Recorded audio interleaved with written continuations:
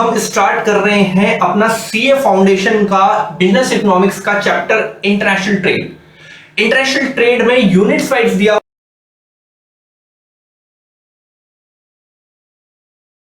Screen पे आप देख सकते हैं, लिखा हुआ है कि सीए फाउंडेशन का बिजनेस इकोनॉमिक्स का जो हमारा सिलेबस है उसका चैप्टर है, पार्ट 2 में चैप्टर है इंटरनेशनल ट्रेड, और इंटरनेशनल ट्रेड यूनिट वाइज दिया गया है। तो आज हम टैकल कर रहे हैं फर्स्ट यूनिट को। फर्स्ट यूनिट का ये पहला लेक्चर है आज जो हम करने जा रहे हैं। काफी इंटरेस्टिंग चीजें इस चैप्टर के अंदर बताई जाती हैं। फर्स्ट ऑफ ऑल मैं आपको एक चीज क्लियर कर दूं कि जब हम सीए फाउंडेशन कर रहे होते हैं तो हम जस्ट 12th पास होकर सीए फाउंडेशन ज्वाइन करते हैं। मतलब 90% केसेस में बच्चा जो है वो आता है वहां पर 12th पास करके, ठीक है। 90% इसलिए कि कुछ लोग ड्रॉप आउट होकर आते हैं, वो हमारा कॉन्सेप्ट नहीं है, तो हम नॉर्मल चलते हैं।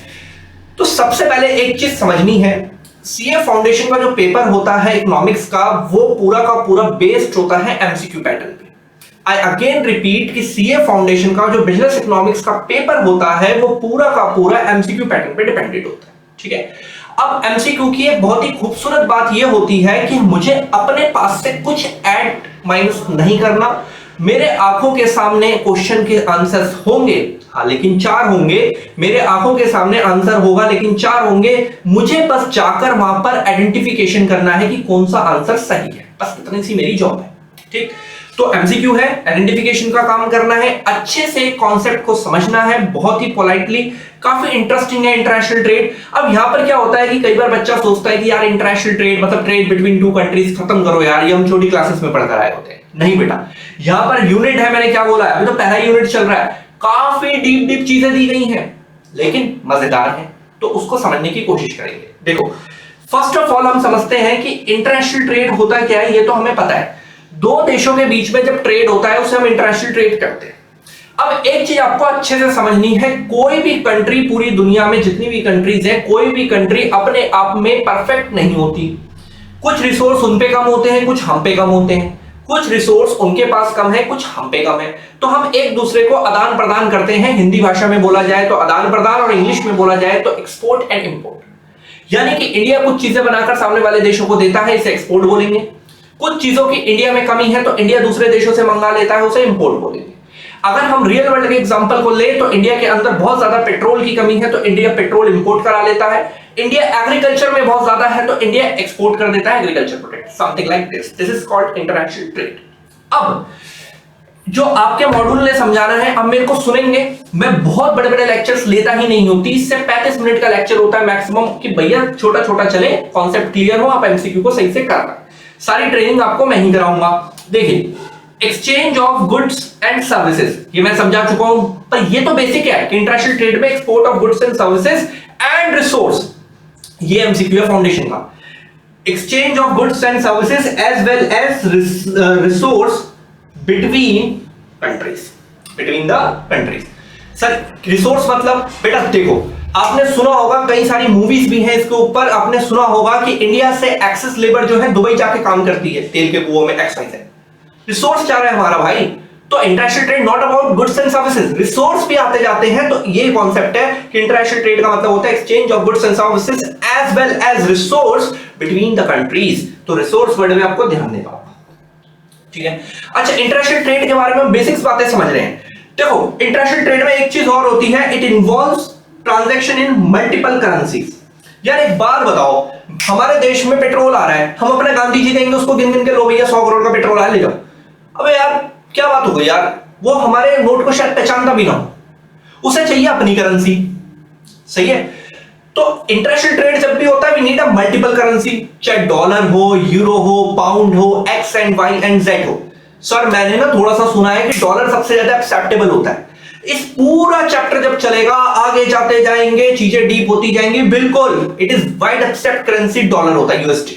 तो वो हमारा अभी के लिए फिलहाल इस यूनिट में ये बात मेंशन नहीं है, तो हमें इस पे डीपली नहीं जाना है। तो मल्टीपल करेंसी की नीड होती है, ठीक है भाई। डॉलर में एक्सचेंज हो रहा है, यूरो में हो रहा है, पाउंड में हो रहा है, लाइक दिस। तो ये it is a feature, one kind of, हम एक पिक्चर ड्रॉ कर रहे हैं, what is the meaning of international trade. Okay, international trade कोई सिंपल काम नहीं है, कोई ऐसा नहीं है सिंपल काम है, क्योंकि हम डील कर रहे हैं एक दूसरे देश के साथ। क्योंकि हम डील कर रहे हैं एक दूसरे देश के साथ, हो सकता है वहां का लॉ एंड ऑर्डर अलग हो, वहां के रेगुलेशंस अलग हो, है ना। Tariff, what is the meaning of tariff? Tariff लगाया जाता है जब एक कंट्री से चीज दूसरी कंट्री में आती है, तो tariff is one kind of, ये समझ लीजिए, जो इंपोर्ट एक्सपोर्ट पे ड्यूटीज लगती हैं। Tariff is one kind of जो इंपोर्ट एक्सपोर्ट पे ड्यूटीज लगाई जाती है, ठीक है। तो बहुत सारे प्रोसीजर होते हैं जिसको हमें समझना पड़ता है। कुछ चीजें इंडिया में लीगल है, दूसरे देशों में इलीगल है, तो सारे प्रोसीजर को ध्यान में रख के कोई गुड्स एंड सर्विसेज एक दूसरी कंट्री के बीच में इंपोर्ट एक्सपोर्ट होती है, इट मींस इंटरनेशनल ट्रेड होता है। तो अगले पॉइंट में मैं यही समझा रहा हूं, बहुत ज्यादा एक कॉम्प्लेक्स प्रोसेस है। अगर आपसे क्वेश्चन में पूछा जाए कि international trade is a simple process, अरे नहीं भाई, लीगल सिस्टम अलग है, कस्टमर का प्रेफरेंस अलग है भाई, हमारे यहाँ के कस्टमरों का टेस्ट एंड प्रेफरेंस अलग है, वहां का अलग है। तो ये सारी चीजों को ध्यान में रखना एक डिफिकल्ट प्रोसेस है। It involve heterogeneity of customer, यानी कि कस्टमर जो है बहुत ही ज्यादा क्या है, डिफर है। कस्टमर क्या है, बहुत ही ज्यादा डिफर है। उसकी and currencies, differences in legal system, regulation, tariffs, quotas, etc. तो ये सारा हमें यहां पर निचोड़ना होता है, ये सब है। एक मुद्दे की बात बता रहा हूं, हालांकि आगे जाएंगे हमें सीखने को मिलेगा इसी यूनिट में। इंटरनेशनल ट्रेड जो होता है, दुनिया का जो ट्रेड होता है, it is controlled by WTO, world trade organisation. WTO, world trade organisation, इसकी स्थापना कब हुई ये सब बताया जाएगा आगे यूनिट में। अभी धीरे चलेंगे, बिल्कुल पहले दिन में डेट वेट स्क्रीन डालेंगे हम, आराम आराम से, पहला लेक्चर है। WTO दुनिया के इंटरनेशनल ट्रेड को कंट्रोल करता है, इसके बारे में और चर्चाएं होंगी। WTO से पहले हमारे पास गेट होता था, general agreement of trade and tariff. धीरे धीरे मैं इंफॉर्मेशन ऐड कर रहा हूं जो आपके MCQ में काम आती है। दुनिया के एट द करंट टाइम दुनिया का पूरा international trade control by the WTO, and WTO से पहले गेट होता था। What is the full form of GATT? General agreement of trade and tariff. अभी तक मैंने आपको क्या बताया है इंटरनेशनल ट्रेड के बारे में, हमने क्या सीखना है? Exchange of goods and services as well as resources between the two countries. And international trade जब हम करते हैं, we need a multiple currencies, euro, pound and like all. And third is, ये सिंपल प्रोसेस नहीं है, legal system अलग है, regulations अलग है, और वहां का टेस्ट एंड प्रेफरेंसेस अलग है कस्टमर का, तो बहुत सारी चीजों को हमें टैकल करना पड़ता है, ठीक है। अब नेक्स्ट स्क्रीन में मैं आपको एक चीज दिखाऊंगा, नेक्स्ट स्क्रीन पे मैं आपको एक चीज दिखाऊंगा कि what is the positive impact of international trade and what is the advantage of international trade. हमें क्या फायदे होते हैं अगर हम बहुत ज्यादा इंटरनेशनल ट्रेड करते हैं, यानी कि दूसरे देशों के साथ इंपोर्ट एक्सपोर्ट करते हैं, तो हमारे फायदे हैं। तो एक बार उस पर नजर घुमाएंगे। देखिए इस पे नजर घुमाते हैं, क्या मतलब है इसका इंटरनेशनल ट्रेड का, ये रहा फायदा। देखिए क्लियर ऊपर मेंशन है, आप हेडिंग को पढ़ पा रहे होंगे, आर्ग्यूमेंट्स, आर्ग्यूमेंट्स यानी कि benefits in support of international trade, या आप सीधी भाषा में समझ लो बेनिफिट्स बताने हैं आपको, प्लस पॉइंट बताने हैं इंटरनेशनल ट्रेड। देखो हर एक कंट्री का एजेंडा होता है कि हम ज्यादा एक्सपोर्ट करें, इंपोर्ट कम करें, ज्यादा एक्सपोर्ट करें, इंपोर्ट कम करें। सर एक्सपोर्ट ज्यादा मतलब कि हम इंडिया ज्यादा से ज्यादा, आप इंडिया को समझ लो, इंडिया में पड़ रहे हो यार, हम ज्यादा से ज्यादा गुड्स एंड सर्विसेज बनाकर सामने वाले देशों को दें, भर भर के हमारे पास फॉरेन करेंसी की प्राप्ति होगी, फॉरेन एक्सचेंज आएगा, इंडिया में फॉरेन एक्सचेंज रिजर्व्स बढ़ेंगे, इंडिया में फॉरेन एक्सचेंज रिजर्व्स बढ़ेंगे, तो इट इज प्लस पॉइंट, ठीक है। तो मतलब सर अगर हम, आप पहले सोचिए, आप छोड़ दीजिए क्या लिखा हुआ है स्क्रीन पे, छोड़ दीजिए पॉइंट्स। अगर हम सर बहुत ज्यादा एक्सपोर्ट कर रहे हैं तो हमारे देश में मैन्युफैक्चरिंग बढ़ेगी, बिल्कुल बढ़ेगी भाई, मैन्युफैक्चरिंग बढ़ेगी। तो सर मतलब मैन्युफैक्चरिंग बढ़ेगी तो मतलब हमारे देश का जीडीपी भी बढ़ेगा। सर अगर मैन्युफैक्चरिंग बढ़ रही है, प्रोडक्शन बढ़ रहा है, प्रोडक्शन बड़े स्केल पे जा रहा है, तो हमें काम करने के लिए नंबर ऑफ एम्प्लॉइज ज्यादा रखने पड़ेंगे। तो सर इससे तो एम्प्लॉयमेंट भी बढ़ेगा, देश का सर्कुलेशन ऑफ मनी भी बढ़ेगा। यस, तभी हर कंट्री चाहती है कि एक्सपोर्ट ज्यादा हो और इंपोर्ट कम हो। एक्सपोर्ट मतलब हम बना के सामने वाले देश को ज्यादा। और अगर मैं थोड़ा सा बार बार रिकॉल कराऊं, क्योंकि बेटा बहुत मेहनत करनी है, इसमें बहुत सारे यूनिट्स दिए गए हैं, आगे यूनिट्स वाइज है, पहला यूनिट पहला चैप्टर बेस बनाना है, इसलिए मैं बहुत बार बार एक एक चीज बता रहा हूं। WTO कंट्रोल करता है, इसकी स्थापना को भी डेट्स पे आऊंगा मैं। एंड WTO से पहले गेट था, general agreement of trade and tariff. अभी तो इतना याद हो जाए क्योंकि पेपर MCQ है, सुना भी होगा, आप टच करके आ जाओगे, सही आंसर, बात खत्म हो जाएगी। देखो अब प्लस पॉइंट्स को समझते हैं, जहां से क्वेश्चंस पूछते हैं वो लोग। एक पावरफुल चीज है ये इंटरनेशनल ट्रेड, ऐसे समझो, इससे देश में इकोनॉमिक ग्रोथ आती है। सर कैसे इकोनॉमिक ग्रोथ? भाई आ रही है, प्रोडक्शन बढ़ रहा है, ग्रोथ मतलब जीडीपी बढ़ रहा है, प्रोडक्शन बढ़ रहा है, जीडीपी बढ़ रहा है, ग्रोथ हो रही है, लिविंग इनकम। अब काम, प्रोडक्शन बढ़ रहा है, एक्सपोर्ट ज्यादा हो रहा है, काम पे बंदे ज्यादा रखे जा रहे हैं, उनको पैसे दिए जा रहे हैं, काम कर रहे हैं, तो इनकम लेवल बढ़ रहा है लोगों का। This is the first positive impact. Simple. Sir आपने तो पूरी कहानी में एक ही चीज को समझा दिया फटाक से। देखो पॉइंट नंबर 2, जब हम एक्सपोर्ट ज्यादा कर रहे हैं, इंटरनेशनल ट्रेड बढ़ रहा है, तो हमारा एक और बेनिफिट आता है, प्रोडक्शन कौन से स्केल पे पहुंच जाता है सर, लार्ज स्केल।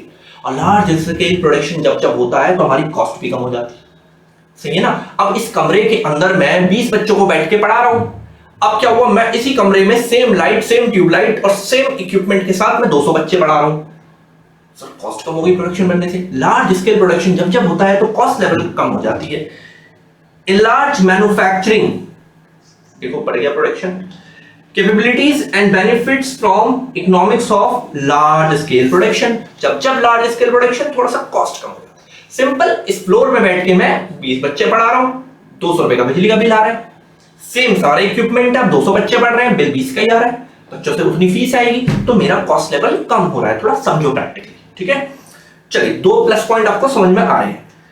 अब क्या होता है, आपने इसका नाम सुना होगा यार, आपको धीरे धीरे डीप करेंगे, MNCs, multinational companies. Multinational companies is always, मतलब it is a part of international trade.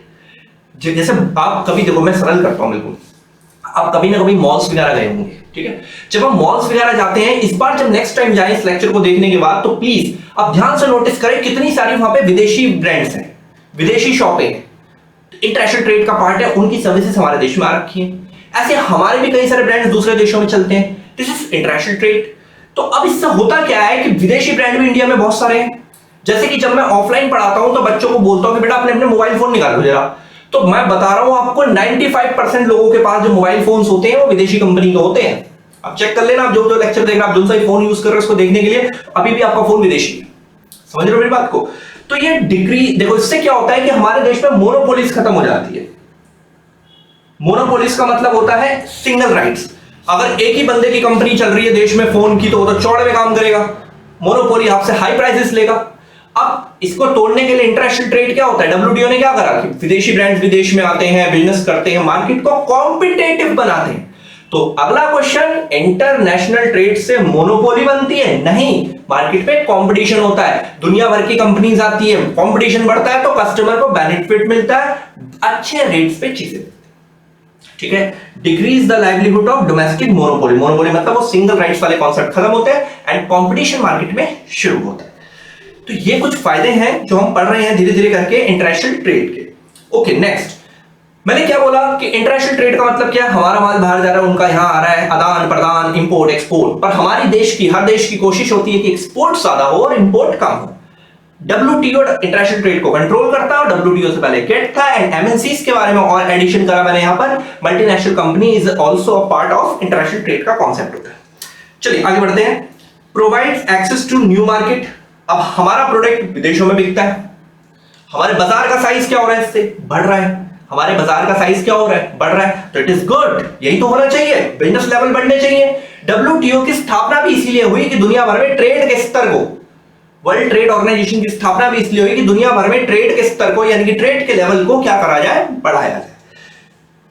New market, new material and able to acquire foreign exchange reserves. और हम जितना ज्यादा विदेशों में एक्सपोर्ट करेंगे, हमारे पास भर भर के क्या आएगा, डॉलर्स आएंगे, फॉरेन एक्सचेंज बढ़ेगा। और फॉरेन एक्सचेंज का हम इस्तेमाल कब करते हैं, जब हमें क्या करवाना होता है, विदेशों से कोई सामान इंपोर्ट। इंडिया सबसे ज्यादा इंपोर्ट कराता है, एक नॉर्मल कॉन्सेप्ट में समझ लीजिए, पेट्रोल।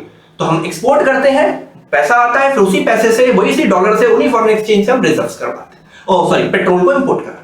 और ऐसी पूरी इकोनॉमी क्या होती रहती है, चलती रहती है। तो इंटरनेशनल ट्रेड का हमारे देश के अंदर, हमारी इकोनॉमी के अंदर एक बहुत बड़ा रोल प्ले करती है, ठीक है जी। चलिए, इंटरनेशनल ट्रेड के 4 प्लस पॉइंट पढ़ाए मैंने आपको, रिकॉल भी करवाऊंगा क्योंकि चैप्टर शुरू हो रहा है। बस कंसंट्रेशन पावर अच्छी होनी चाहिए, क्योंकि सीए फाउंडेशन एमसीक्यू बेस्ड है, तो सुना भी हो टिक लग जाएगा, सही कहानी समझ में आ रही हो टिक लगा दोगे सही से। देखो 5वां नंबर है increased use of automation, innovation बढ़ता है इससे। देखो ऑटोमेशन का मतलब होता है काम ऑटोमेटिकली होने लगे, है ना। ऑटोमेशन का मतलब होता है काम ऑटोमेटिकली होने लगे, लाइक दिस। इन शॉर्ट बोलूं तो टेक्नोलॉजिकल अपग्रेडेशन। सर नहीं आया समझ में, चलो सिंपल करते। पहले हम जब बैंक जाते थे तो पासबुक एंट्री के लिए एक एम्प्लॉइज रखा जाता था। पहले जब हम बैंक जाते थे तो पासबुक एंट्री के लिए एम्प्लॉइज रखा जाता था। अब पासबुक जो है वो ऑटोमेटिक मशीन से अपने आप प्रिंट होकर कस्टमर के हाथ में आ जाती है। It is called automation. Technology upgrade हुई, इनोवेशन हुआ। तो जितना ज्यादा आदान प्रदान होता है दूसरे देशों से, टेक्नोलॉजीज आ रही हैं, आईटी सेक्टर्स आ रहे हैं, तो हमारे देश में नए नए डेवलपमेंट हो रहे हैं। अरे यार, आप जो फोन यूज कर रहे हो एंड्रॉइड, उसमें जो एप्लीकेशंस हैं वो आधी से ज्यादा जो है विदेशी कंपनियों के द्वारा बनाई गई हैं, जो यहाँ पे आ रखी है, विदेशी ब्रांड्स यहाँ पे यूज हो रहे हैं। तो इट इज ऑटोमेशन, इनोवेशन बढ़ता है इंटरनेशनल ट्रेड से।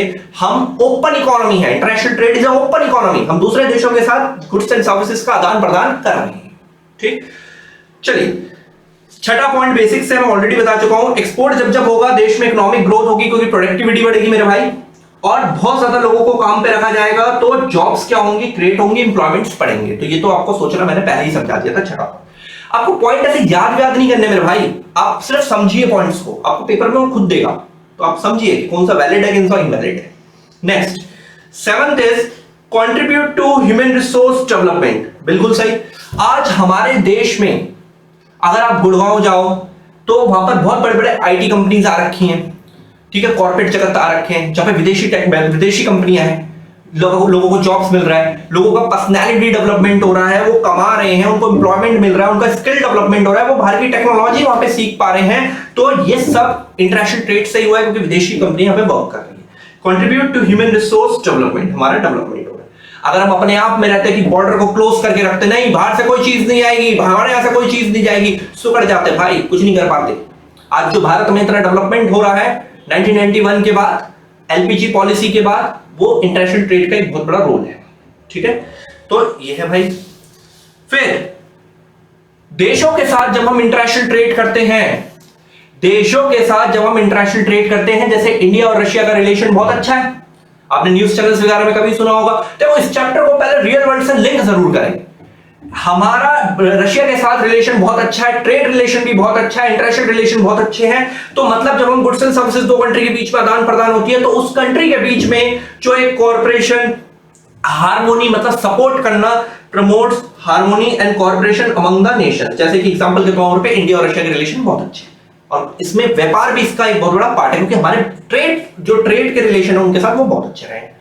तो ये हैं 8 पॉइंट प्लस पॉइंट। देखो अभी तक की कहानी में मैंने क्या पढ़ा है, एक बार बैक लेके जाता हूं आपको। इंटरनेशनल ट्रेड क्या है? Exchange of goods and services and resources, multiple currency, complex process, legal system अलग, रेगुलेशन अलग, ये सारे बात। प्लस पॉइंट आपको एक एक करके समझाए हैं मैंने बहुत अच्छे से।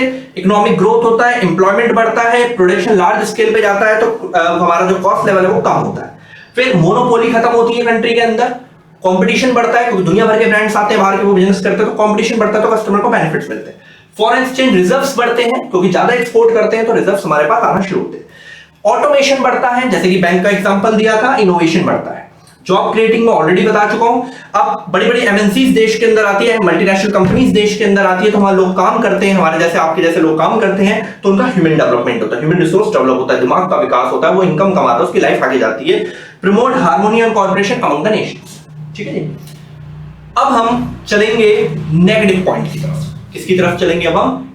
Negative point of international trade. ठीक है, ध्यान से देखिएगा नेगेटिव पॉइंट। दुनिया में एक चीज याद रखिएगा, मैं हमेशा जब भी ऑफलाइन क्लासेस भी लेता हूं या ऑनलाइन लेता हूं, बच्चों को एक चीज समझाता हूं कि दुनिया में आज तक कोई ऐसी चीज नहीं बनी है जिसके plus plus plus plus point हो, यानी कि पॉजिटिव पॉइंट हो, बेनिफिट्स हो। सिर्फ हर चीज के बेनिफिट है और हर चीज के नेगेटिव पॉइंट्स होते हैं दुनिया में। तो अब इंटरनेशनल ट्रेड हमें समझ में आ चुका है, WTO के द्वारा जो कंट्रोल किया जाता है, उसके कुछ नेगेटिव पॉइंट्स। उससे हो क्या रहा है देश में? देखो, सबसे पहले आज की डेट में बहुत ज्यादा हम इंटरनेशनल ट्रेड की वजह से जो है ये हो रहा है, हमारे ऊपर बहुत ज्यादा एक्सेसिव स्ट्रेस है। एक्सपोर्ट करना है भाई, एक्सपोर्ट करना है, अरे प्रोडक्शन करो, एक्सपोर्ट करना है, दूसरे देशों में बेचना है सामान। हम बहुत ज्यादा प्रॉफिट ओरिएंटेड माइंडसेट वाले लोग हो गए हैं। हमारे ऊपर एक नेक्स्ट लेवल का प्रेशर है। मैं आपको बता रहा हूं, सिर्फ जीडीपी ही हमारे दिमाग में है। कंट्री आगे भैया एक्सपोर्ट करो, माल बनाओ, प्रोडक्ट बेचो, सेल्स करो, profit profit profit profit profit. मतलब इतना ज्यादा हो गया है कि हम ना बहुत अपने इस प्रोडक्शन बढ़ाने के चक्कर में हो क्या रहा है, इतना एक्सेस प्रोडक्शन कर रहे हैं कि एक्सपोर्ट बढ़ाना, रिजर्व बढ़ाने हैं। हम अपने नेचुरल रिसोर्सेज को खत्म करते जा रहे हैं मेरे भाई, नेचुरल रिसोर्सेज को। अरे भाई, प्रोडक्शन करने के लिए रॉ मटेरियल चाहिए, वो रॉ मटेरियल तो नेचर से आएगा। तो इंडिया में एक्सप्लॉयटेशन होने लग गया है एक्सपोर्ट बढ़ाने के चक्कर में। एक्सपोर्ट बढ़ाना है तो भैया रॉ मटेरियल चाहिए, तो नेचुरल रिसोर्सेज हार्म हो रहे हैं, जंगल काट के हम लगाओ फैक्ट्री, फटाफट एक्सपोर्ट करना है और लार्जर स्केल पे। तो ये सब प्रॉब्लम भी है जिसको हम नेग्लेक्ट कर रहे हैं, नहीं सुन रहे उसके बारे में।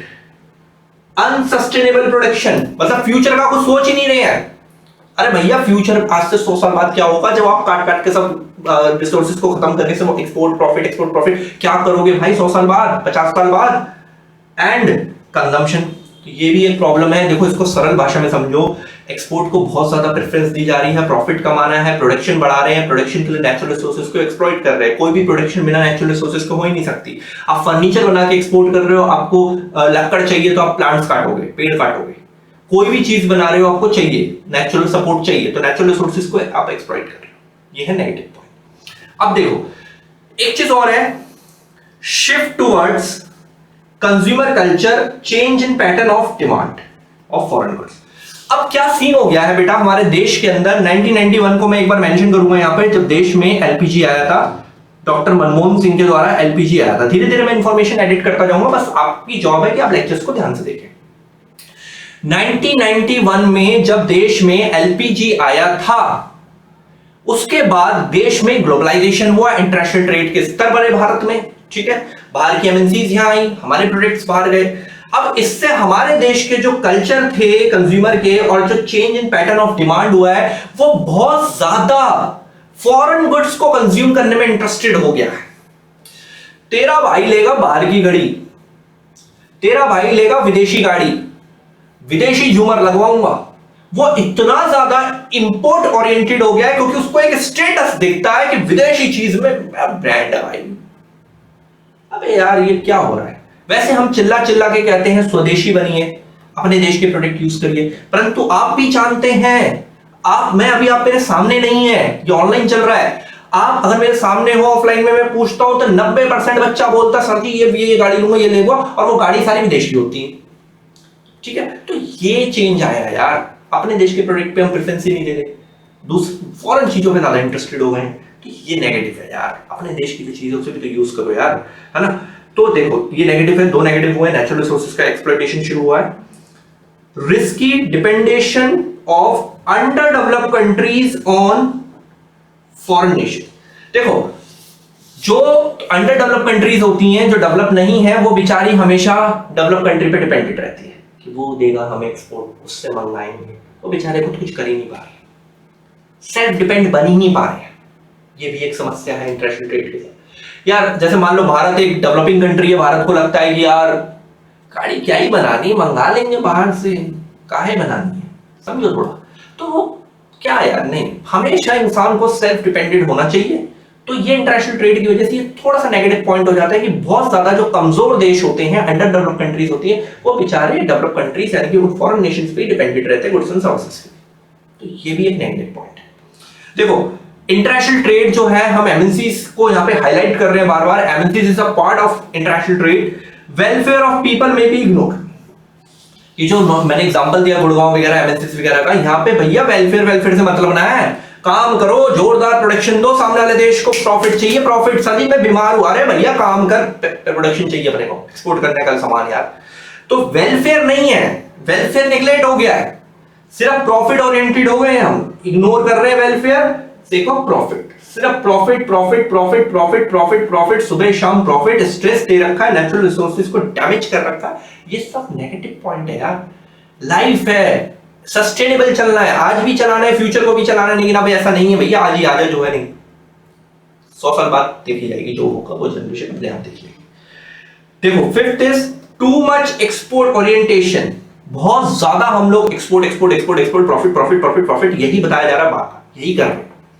अब इससे हो क्या रहा है, डिस्टॉर्ट एक्चुअल इन्वेस्टमेंट जो है, हमारा फोकस वहां से हट गया है, एक्चुअल इन्वेस्टमेंट से फोकस हट गया है। एजुकेशन हेल्थ, हमारे देश में एजुकेशन हेल्थ से फोकस ही हट गया, जो बेसिक नीड इन्वेस्टमेंट होनी चाहिए देश के अंदर, सिर्फ एक्सपोर्ट एक्सपोर्ट एक्सपोर्ट। अरे भाई सिर्फ एक्सपोर्ट से नहीं चल जाएगी क्या?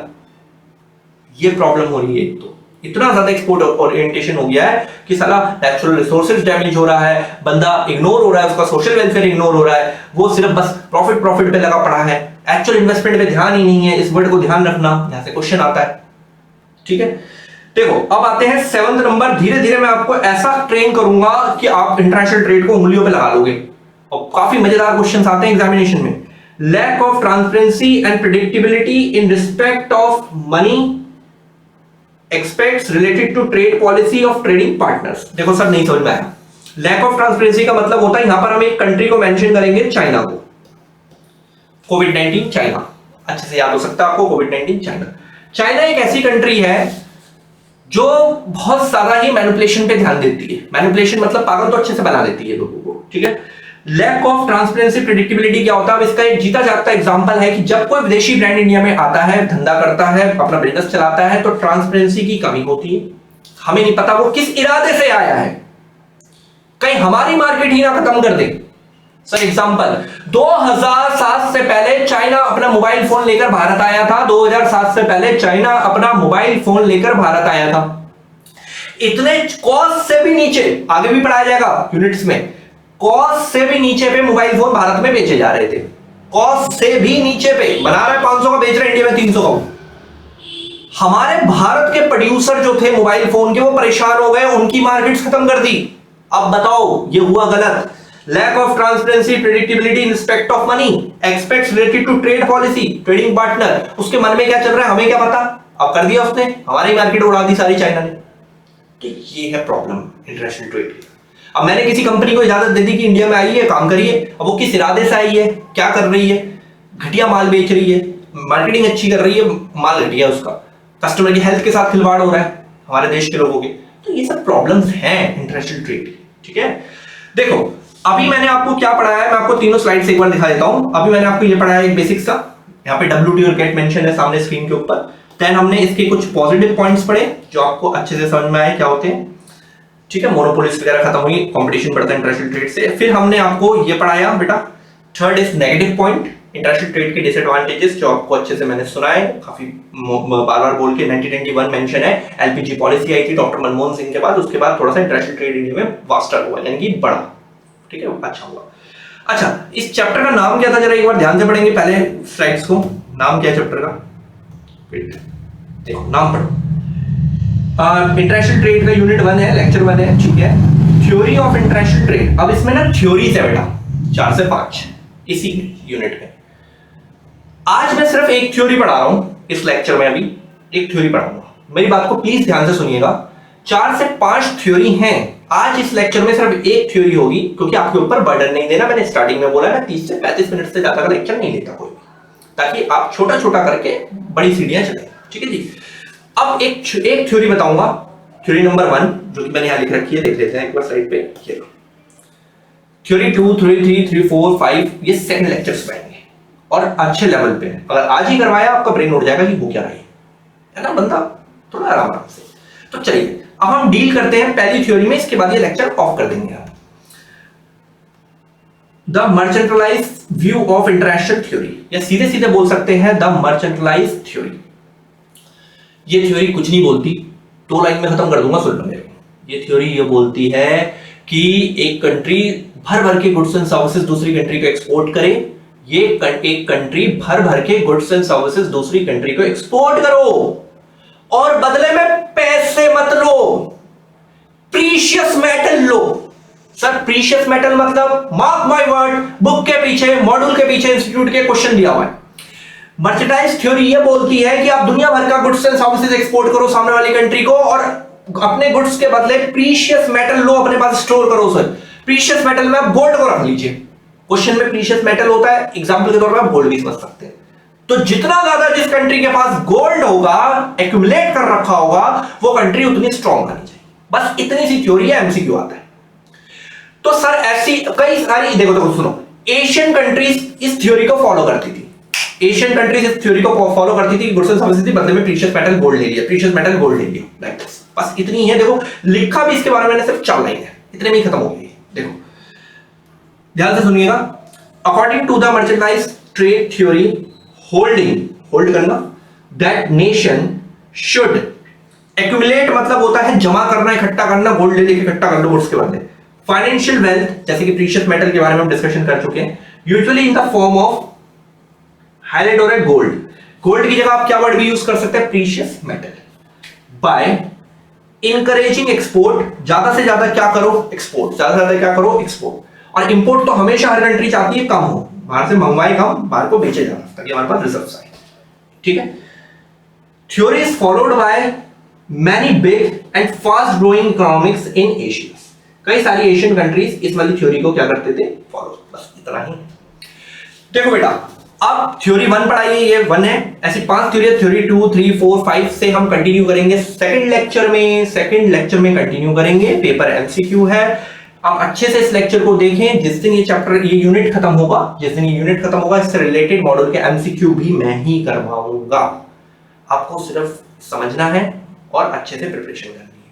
टिक लगाने की जॉब है वो मैं खुद ही करवा दूंगा यहाँ पे। चलिए, गुड बाय। नेक्स्ट पे मिलेंगे लेक्चर नंबर 2 के साथ। और जैसा कि स्क्रीन पे जो नंबर दिखाया गया है, अगर आपको जो आज यहाँ पे पढ़ाया गया है या पूरे सिलेबस के नोट्स वगैरह चाहिए पीडीएफ फॉर्म में, हैंड रिटन फॉर्म में, तो आप जो स्क्रीन पे नंबर है उसी टेलीग्राम पे मेरे को मैसेज कर सकते हैं। मैं आपको टेलीग्राम का लिंक दे दूंगा, वहां पे सारा हैंड रिटन अवेलेबल है जो आपको हेल्प करेगा एग्जामिनेशन में। चलिए, गुड बाय, मिलते हैं नेक्स्ट लेक्चर में।